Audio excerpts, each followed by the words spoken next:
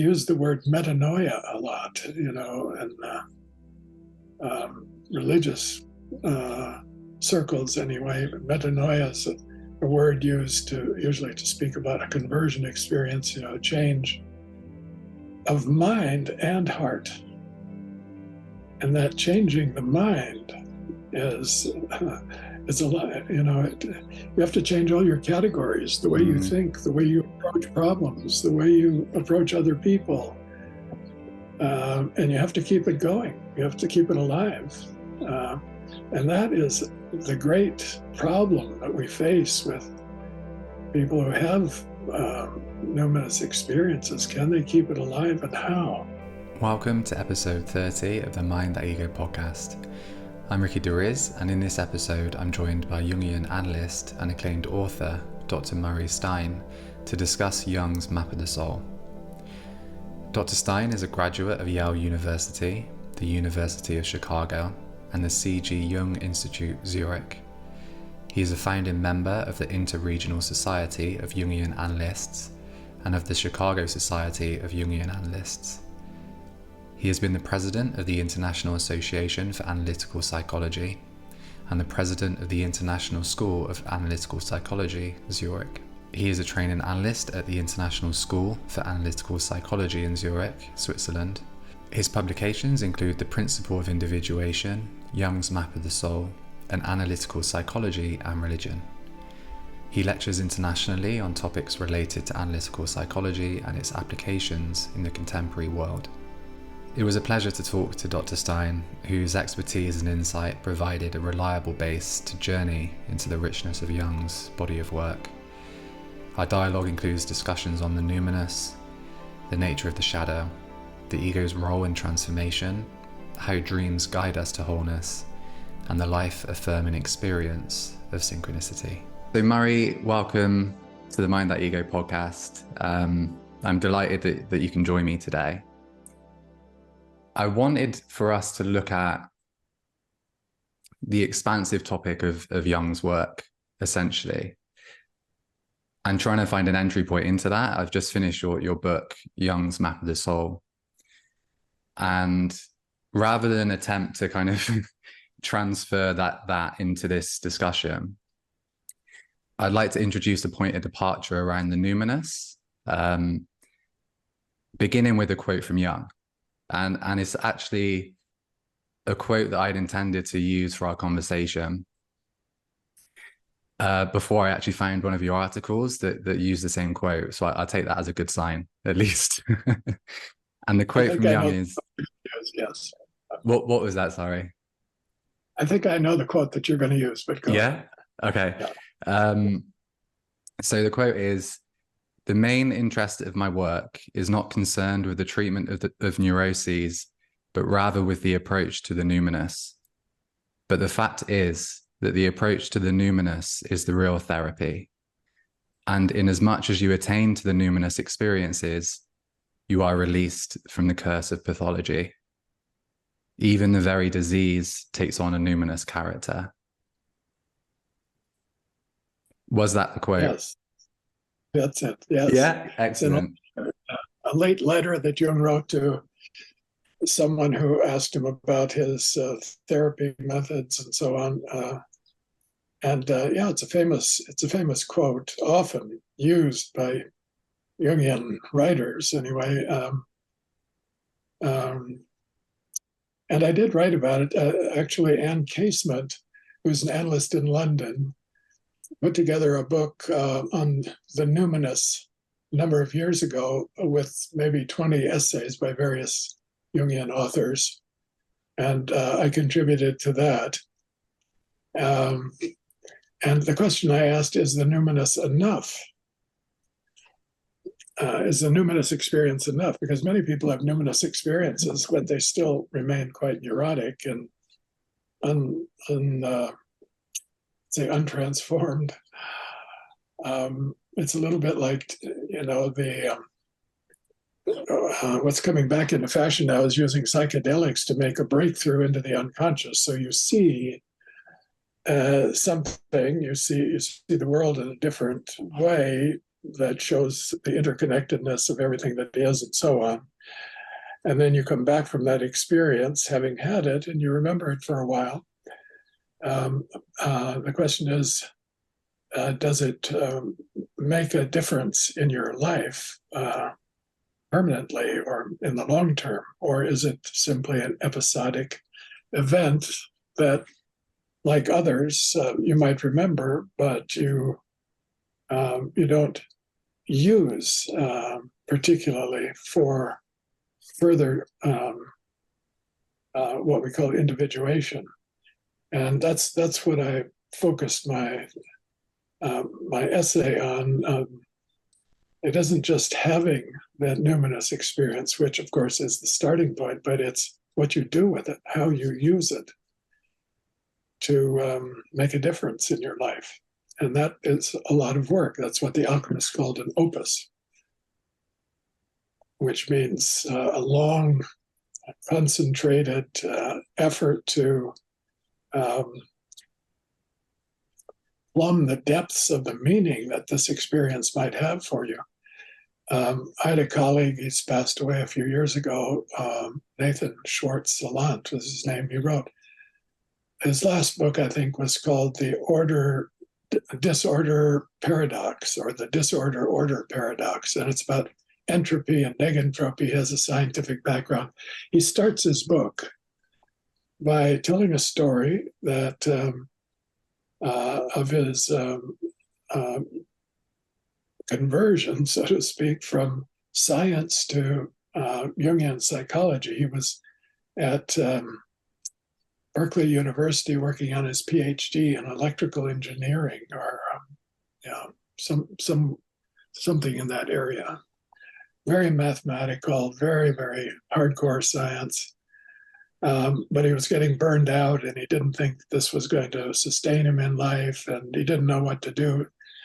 And one day, a friend of his gave him a dose of LSD. Just, let's try this. It was, I guess, the 60s or 70s. Oh, this was quite early. It would have been in the early mid-60s. And, he thought, well, can't hurt, try it. Didn't have many expectations, and it totally changed him. He said he saw the light in that experience, the light. And he said for the rest of his life, that light stayed with him. Mm-hmm. And it led him to a totally different, into a totally different direction. He'd never heard of Jungian psychology, but he ended up by chance, what we call synchronicity, in Zurich, and he trained to become a Jungian analyst, and he became very well known as a Jungian theoretician and practitioner in New York City. So he did something with it. He stayed with it. It kept on feeding him. He said it gave him the ability to read other people's emotional life. He could see into them in a way that he hadn't been able to before. Mm-hmm. Gave him a kind of empathic vision into what was going on in the background of their psyches. And that's what made him almost a kind of magician as an analyst. Mm. And of course, there's the famous case of St. Paul on the road to Damascus, who has a numinous experience that changes his life, and hears a voice and has a vision of Christ. And then he spends 3 years after that in the desert trying to figure out, what does it mean? And he comes back from that opus, that working it out in his mind, becomes the famous St. Paul that we know, the great missionary to the Gentiles. He carried the message of this little Jewish sect in Jerusalem to the Greek world and to Rome eventually. So it was an experience that changed his life, like it did Nathan's.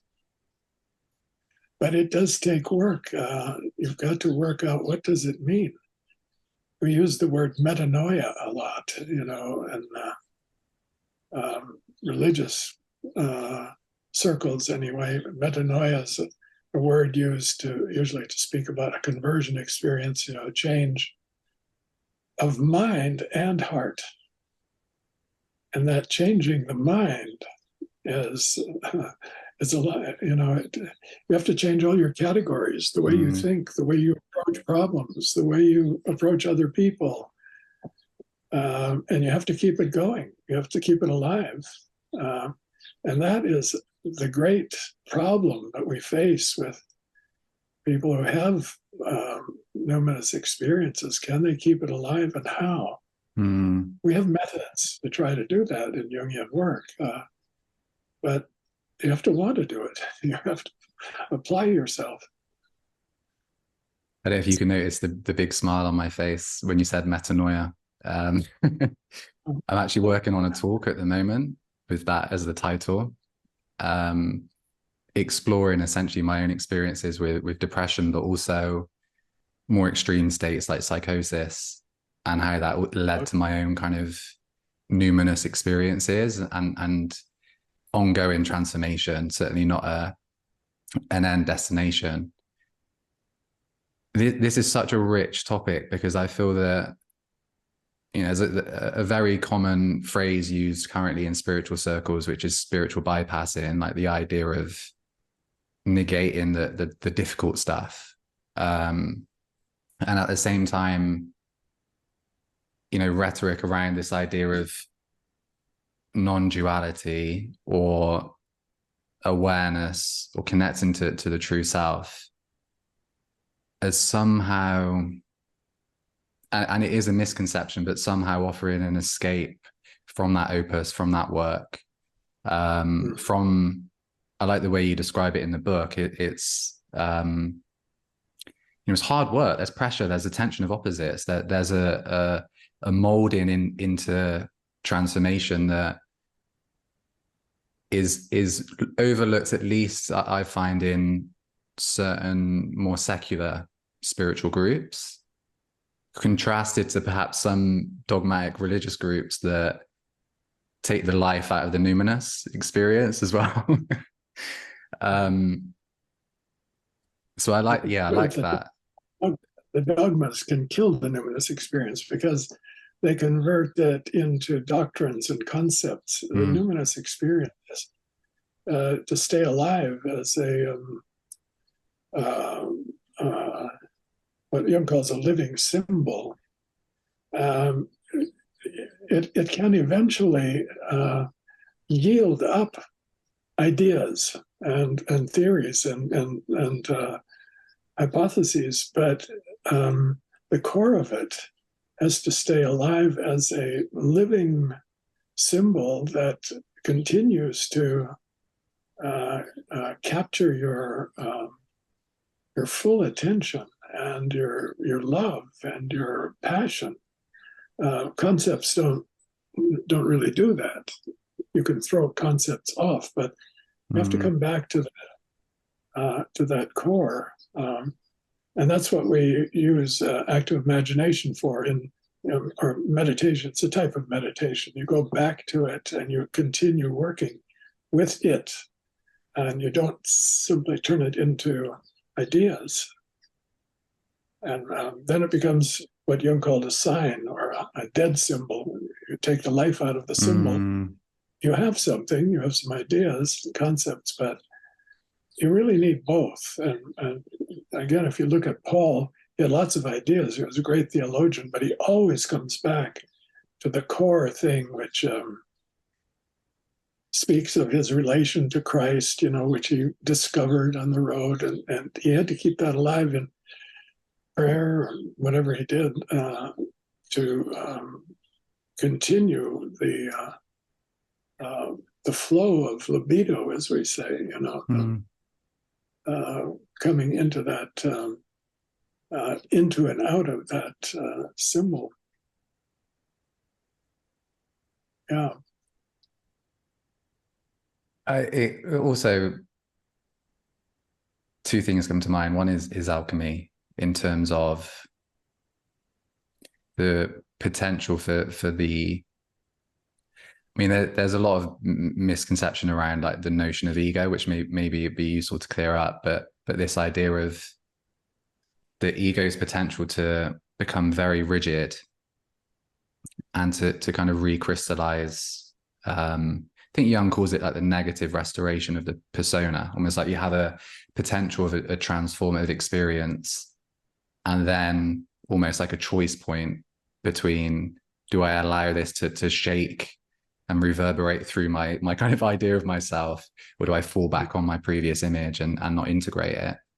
Talking from my experiences of this, I've found conflict between like a lot of modern spirituality and this idea of like being beyond the ego, being beyond the small self, and transcending duality. And at the same time, one of the reasons that I was really drawn to the Jungian approach is that it looks at duality in a way that, as you say, it still has that libido, it still has that energy, it has that liveliness, but there's a humility to the surrender of duality in terms of surrendering to those symbols as something that exists outside of conscious awareness. And for me, that's when I feel most alive. Like, it's not necessarily connected to pure consciousness in meditation. It is that dance of duality.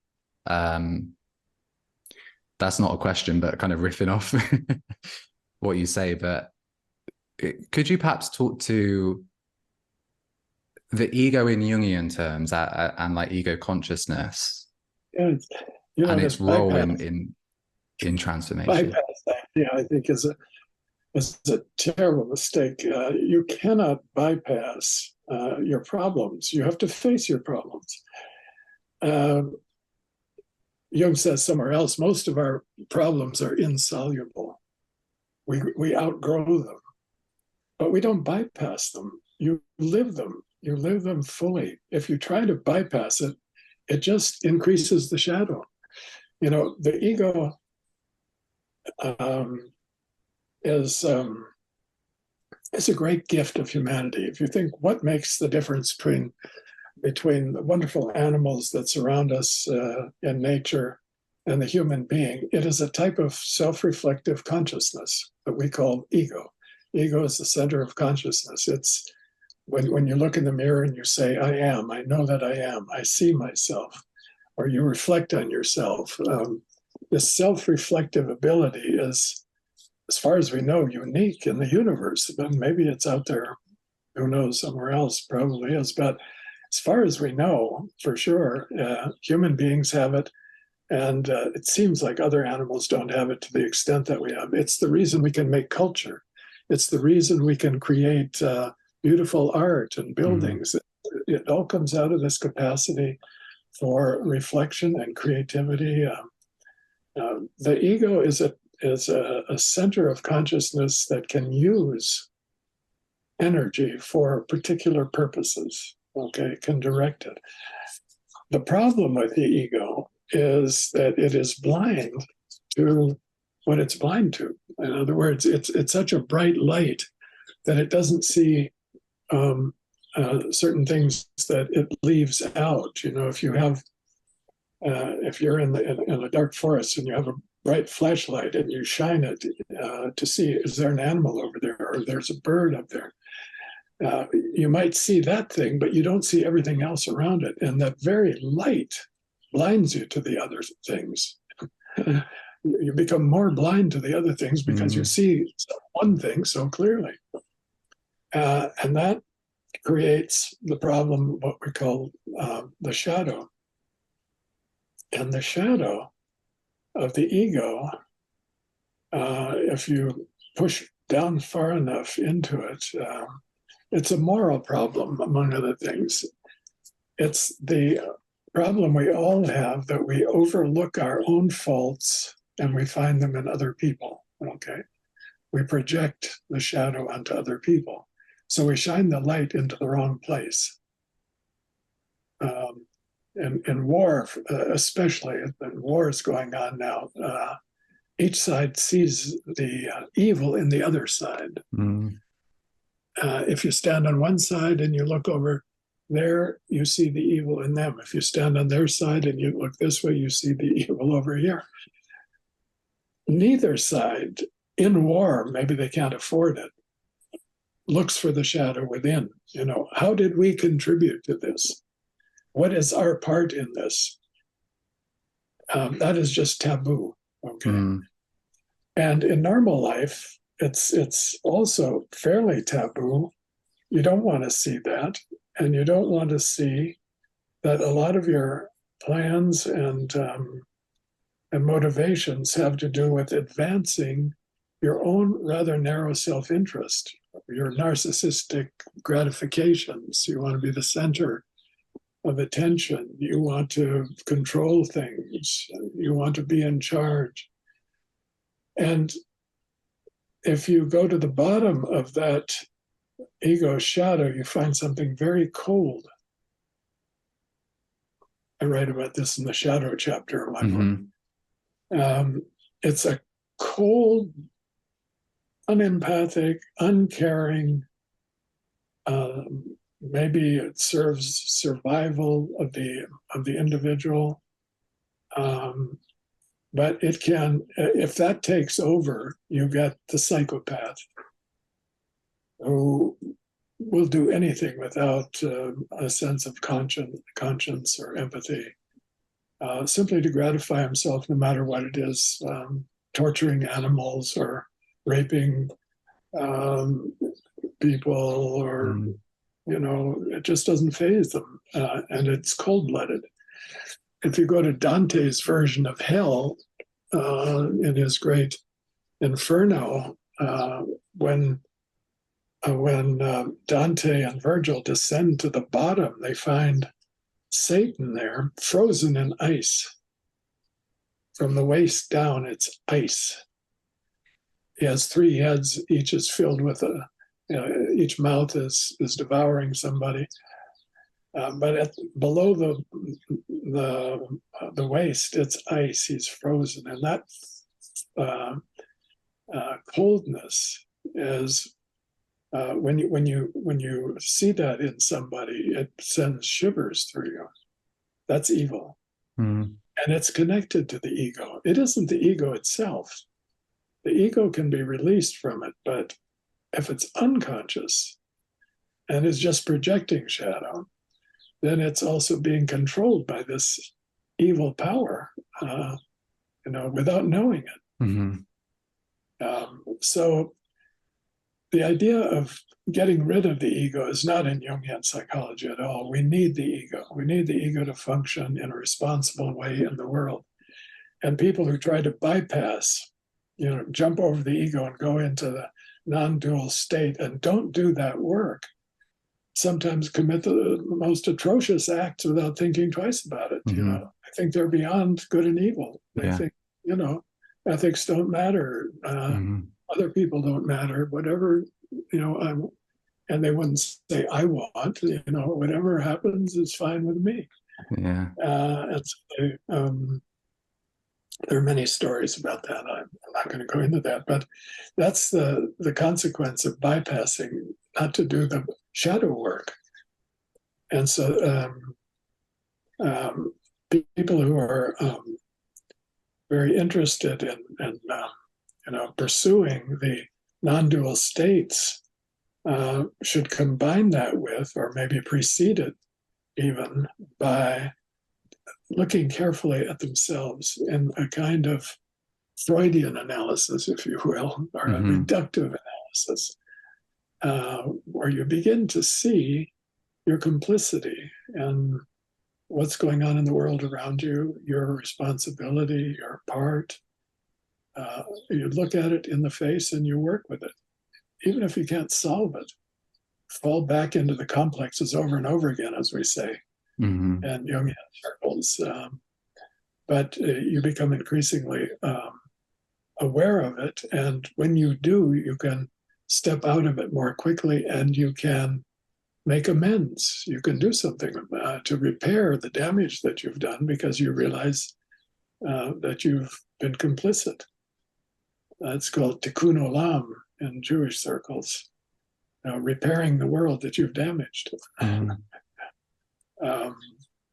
So that's so important in this discussion about the numinous. The numinous is really important, but it isn't everything. As far as becoming a whole human being and a responsible human being. Yes, it's almost like that, the idea of like William Blake's marriage of heaven and hell. It's like, if you're going to reach for the divine, be aware of what is in the trenches of the psyche as well. Something that comes to mind, and I'd love to third person this and say for people listening, but it's also from myself, is, there can be a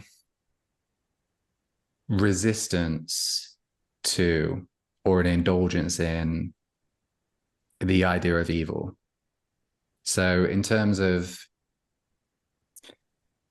self-trust and the act of becoming, this fear that below the surface, I'm inherently, there's something inherently I should be ashamed of. I'm inherently dangerous. I'm all the beliefs that can come from the shadow.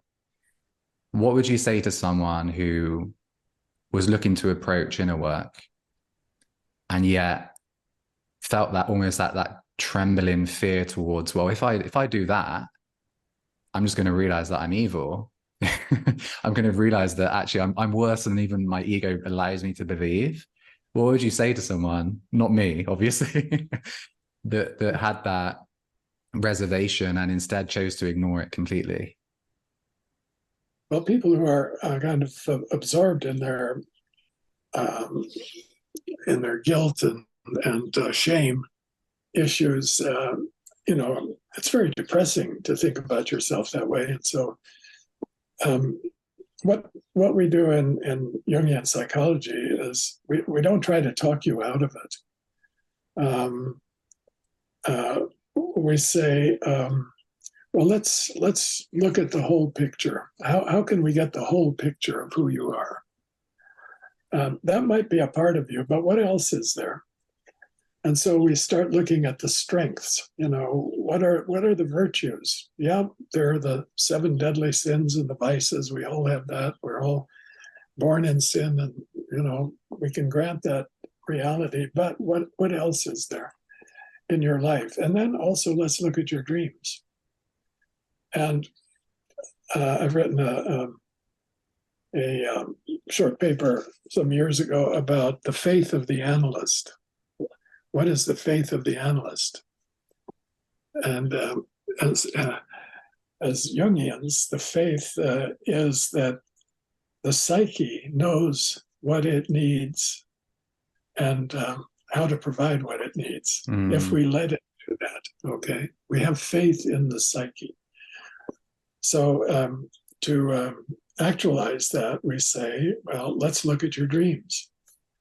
And we believe, this is what Jung taught, at least, and it's, from many years of experience now, that the dream life offers what Jung called compensations to the conscious state. So if the conscious state is very dark and depressed, and a person is able to dream and remember dreams, which isn't always the case, but if they are, you'll start seeing some light.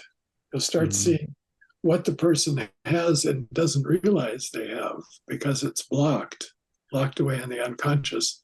And the dreams will begin to show the other side. So if it's very dark on the side of consciousness, you might get brilliant light on the side of the unconscious in a dream or a vision. So this idea of compensation works toward what Jung called a prospective movement of the psyche toward wholeness. If the ego consciousness becomes one-sided, as we all do naturally in the course of our education and development and growing up in cultures and so on, it becomes one-sided in favor of certain values and certain ideas and functions and attitudes. The unconscious will compensate that so as to create, in this dialectic, a movement toward a greater sense of self. So it isn't locked into a small, confined, shameful area, but it can include that area in the mandala. The mandala is a classic symbol or image of the wholeness of the self. And the dark has a place, like yin and yang, Yang is light and yin is dark. One is the north side of the mountain, other is the south side of the mountain. One is masculine, one is feminine. These opposites all exist within the self. And over time, one gets a sense of the greater self that includes our moods, our feelings, our one-sided ego attitudes, our upbringing. All of that is included. It's not thrown away, but it's balanced by other factors that relativize it. I've worked with people over long periods of time in analysis who grow up with this feeling that I am bad, I am evil, I am wicked. They get it from a religious context often. That overdoes it in order to convict people of their sins so that they will have a rebirth experience and so on. And sometimes that works, but sometimes people are just left with this residue of terrible feeling about themselves, and they can't feel good about themselves. And this is a terrific problem throughout life. They carry that message with them into their adulthood and old age and have to continue struggling with it. But it can be offset or outgrown to a certain extent by other experiences. So the man I'm thinking of in particular, who had that experience as a child and grew up with it, in his later years, and in a not old age, but later age, had an experience of a vision of Christ who came to him, actually, and they became friends. They became brothers. It was he had it on an Easter morning, which was synchronistic, and now he's got that to live with, as to counterbalance the message that he got from his very well-meaning Christian community trying to scare him into some kind of experience. But it came in a very different way, and it offsets that feeling of shame and sinfulness. We all have that. We all make mistakes. We all do things that in retrospect we wish we hadn't. That has to be offset by grace, which is the good part of the gospel. Not only that you're born a sinner, but that you're saved by grace. Yeah. And that doesn't be emphasized enough sometimes in certain religious circles. So that the unconscious will compensate, and that the self wants to manifest in its fullness. That's our faith as Jungian analysts.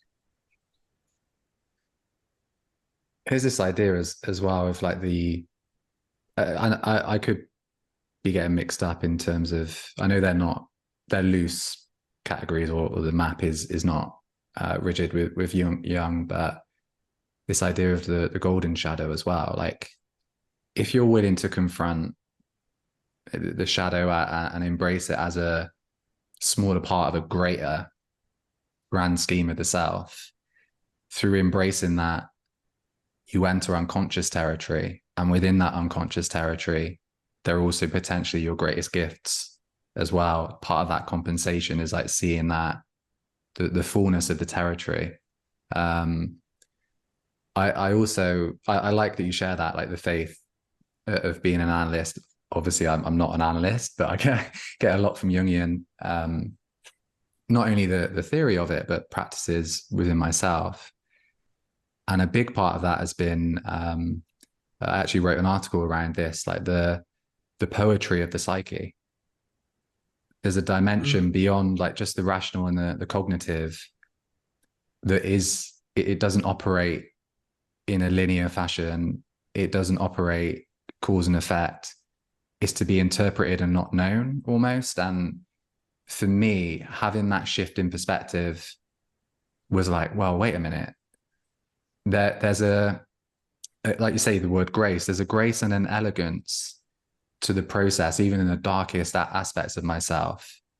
There is light, there's that yin and yang, but the entire process can be one that's not so much like, oh, I am this type of person and I'm looking at myself, but like, wow, there's this entire inner cosmos to experience. And there's just a sense of awe towards its nature, towards the patterns and its relationship. And I'm aware we don't have so long, so I want to kind of take it from that idea of the mandala of the self, the organizing principle, the poetry of the psyche, and to shift from not only the kind of inner experience, but when the boundaries of the psyche merge into the external through synchronicity. So this kind of overlap of mind and matter. Could you talk to synchronicity as an experience, but also as a process of transformation and how it can support transformation? Yeah, Jung's concept. Jung came up with this term, synchronicity, and developed a theory that he wanted to see included in our conceptual understanding of reality. Okay, within the rational scientific framework, you have the material world and cause and effect. Every effect has a cause. And so when you have a symptom, for instance, you ask, what is the cause of the symptom? And you try to treat the cause so as to deal with the symptom. You don't just deal with the symptom. So you trace back to causation using the idea that, it's more or less like the billiard game, one ball hits the other, hits the other, hits the other, and you have a string of causal effect. But Jung thought that doesn't explain the mystery of what we experience in life, actually. There are certain events that are accidental. You have different lines of causation suddenly meeting in a way that brings about a change, okay? A change in attitude, a significant change in your life. And probably the most significant moments and decisions in your life come out of these so-called accidental experiences, okay? So Jung coined this term, synchronicity, meaning at the same time, there is a meeting between psyche and matter, between inner and outer, between something you need, maybe you don't even know you need it, and something that comes to you. And the two match up in such a way that they produce a whole new flow, a whole new direction in life.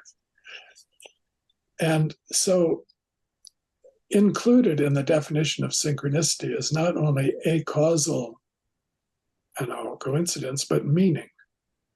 He said it's a meaningful coincidence. And that meaning, the source of that meaning is not situated in our ego consciousness, nor is it the product of interpretation. It's delivered. We don't make meaning. Here he separates himself from the existentialists, which they say you have to make all your meaning. He said, in synchronicity, meaning is delivered from somewhere else. Where? Where does it come from? That's the mystery. So you can theorize about that. There is now quite a lot of discussion around this what's called dual aspect monism. A book has been written about it, and there's a man in Zurich who's a physicist and a philosopher named Harold Ottmanspacher, who, with a colleague of his, wrote a book called Dual Aspect Monism. So the idea is that there is a monad, an unknown something.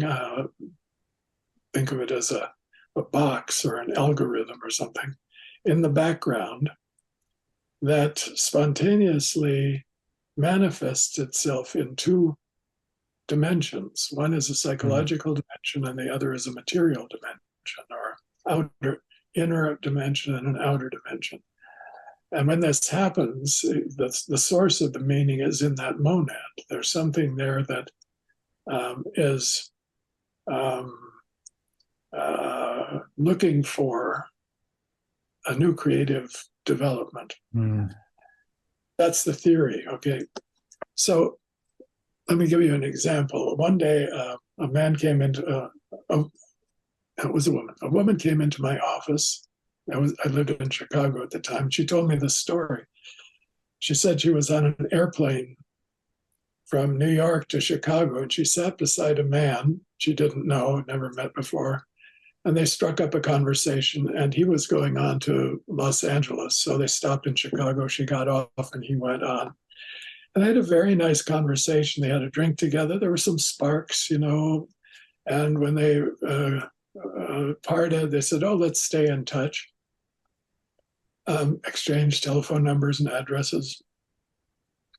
But she didn't hear from him for a couple of months, so forgot about it more or less. And then she got a message in the mail. He sent her a check that had been, it was a payment of a dividend from some company that both he and she owned stock in, let's say General Motors. And he received his check, and tucked behind his check by accident was her check. So he kindly sent her check with a nice note. So they resumed their relationship, and 6 months later they got married. Okay. How did this happen? She would say it must be destiny. Yeah. When you have the experience of synchronicity leading to something significant like that, you think, this is destiny. This was meant to be. Where did this come from? My experience of discovering Jungian psychology was like that. I was at a party in Washington, D.C. in 1968, and we were discussing the Vietnam War.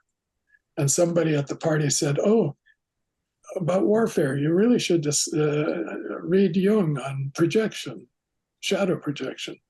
So I went to the bookstore the next day and asked if they had any books by Jung, and they only had one, and that was his autobiography, Memories, Dreams, Reflections. So I took it home, I started reading. I'm still reading it. It changed my life. That moment set me on a course that led me to Zurich, to a whole career that I didn't know existed. I might have discovered it another way, but I looked at that moment as a moment of synchronicity where I was looking for something. I knew I wasn't quite on the right track with what I was doing and studying. I needed something else, didn't know what. Into my lap falls this wonderful book, A Creation of Genius by Anil Yaffe, who wove all the pieces together. And to this day, I refer to that book. I still read it. I've taught it many times. So these moments of meaning, I call them, where inner and outer meet together in such a significant way. And when you look back on it, you see that was meant to be. That's what Jung means by synchronicity, I think. Yeah.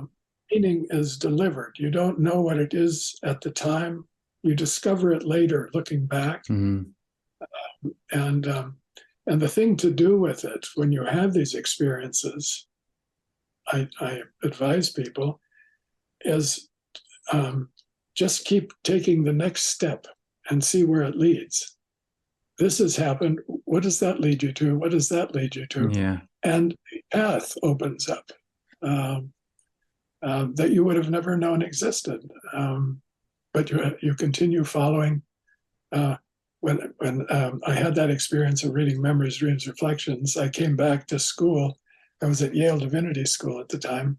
And the first person I met when I walked into the campus was a professor that I had vaguely known before. His name was Becker.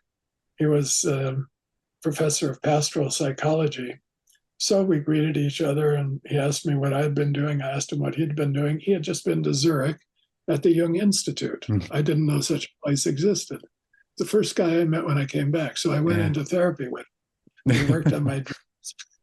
And, everything started opening up.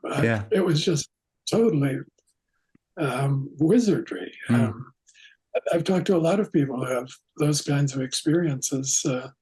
If you pay attention to the synchronicity and just take it another step and follow the next one, doors start opening and other doors start closing that you thought would open, and kind of follow the path. So the idea is that there is a destiny. We have this little monad in us, I think of it that way, that sends out signals from time to time. We call it the self.